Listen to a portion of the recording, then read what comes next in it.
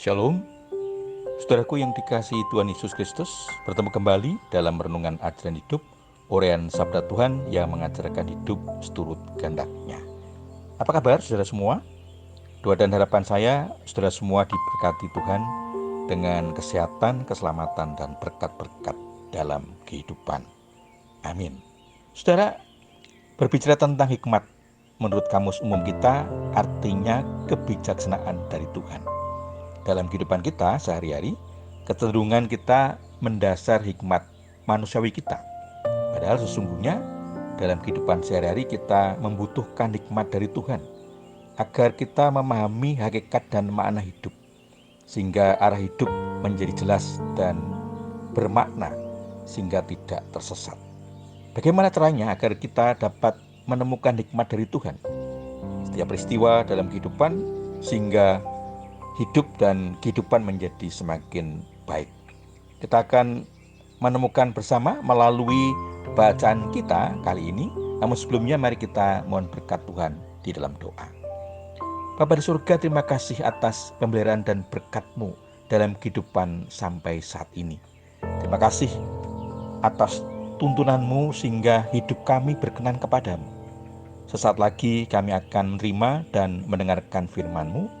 Kiranya Roh Kudus menolong dan memampukan kami dapat memahami, menghayati, dan melaksanakan firman-Mu dalam kehidupan sehari-hari.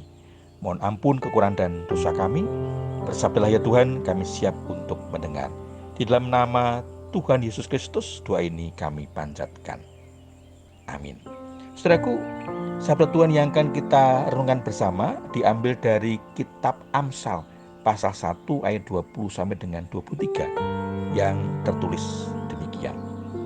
Hikmat berseru nyaring di jalan-jalan, di lapangan-lapangan. Ia memperdengarkan suaranya di atas tembok-tembok. Ia berseru-seru di depan pintu-pintu gerbang kota. Ia mengucapkan kata-katanya. Berapa lama lagi, hai orang yang tak berpengalaman, kamu masih cinta kepada keadaanmu itu? Pencemooh masih gemar kepada cemooh, dan orang bebal benci kepada pengetahuan. Berpalinglah kamu kepada teguranku. Sesungguhnya aku hendak mencurahkan isi hatiku kepadamu dan memberitahukan perkataanku kepadamu. Demikian sabda Tuhan. Saudaraku, bagian firman Tuhan ini diberi tema hikmat dalam kehidupan. Saudaraku, Amsal menggambarkan hikmat dengan memperingatkan orang-orang tetapi tidak didengarkan. Hikmat mengundang segala orang untuk belajar, tetapi kebanyakan orang tidak mau mendengar. Meskipun jelas akibatnya akan mendatangkan kehancuran dan kesusahan atas diri mereka sendiri. Hikmat digambarkan menyeru-nyerukan beritanya di lorong-lorong dan di jalan-jalan raya, di atas tembok-tembok, pintu-pintu gerbang kota adalah tempat di mana persoalan-persoalan umum dan urusan-urusan pribadi diselesaikan dan pengadilan dilaksanakan. Disebutkan ada 3 golongan yang tidak mendengarkan hikmat. Yang pertama, orang yang tidak berpengalaman, yaitu orang yang terbuka terhadap segala pengaruh, baik atau jahat, sehingga mudah mengikut arus. Yang kedua, pencemooh, orang yang sombong, suka mengejek dan menentang, merupakan musuh yang jahat dari hikmat. Yang ketiga, orang bebal, orang yang membenci pengetahuan, satu-satunya yang dapat menyelamatkan mereka dari malapetaka. Hikmat mengingatkan agar mereka bertobat, karena roh hikmat akan memberikan karunia.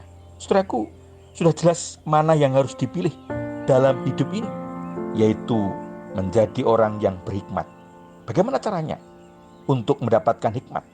Yang pertama, pekalah terhadap kehidupan dengan belajar dari peristiwa, pengalaman apa saja yang ditemukan dalam kehidupan.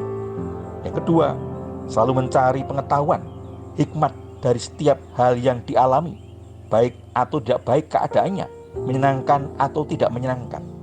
Yang ketiga, terbukalah untuk mendengar perkataan dari hikmat, karena roh hikmat senantiasa akan mengaruniakan pengetahuan kepada setiap orang yang mau mendengarkannya. Teruslah berjuang menemukan hikmat dalam kehidupan.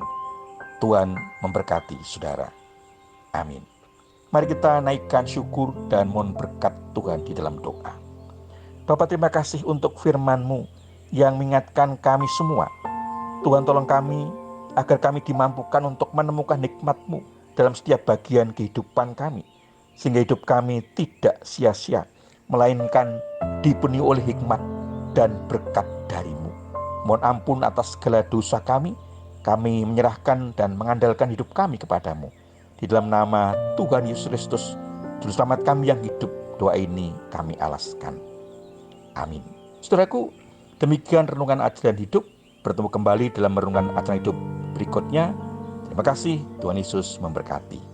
Amin.